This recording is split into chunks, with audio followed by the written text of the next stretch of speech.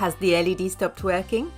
If you've got a DC721A, it probably needs resetting. Let's start by checking the pairing of your motor with the remote control. You will need to turn the electricity on. You will hear a beep. Now at the back of your remote control, press P2 twice. Then press the arrow at the top. You will hear a few beeps confirming the pairing. Now test that the motor is working by closing or opening your Awning. Now let's pair your remote control with the DC721A. Remove the screw to open the box. Just slide it open.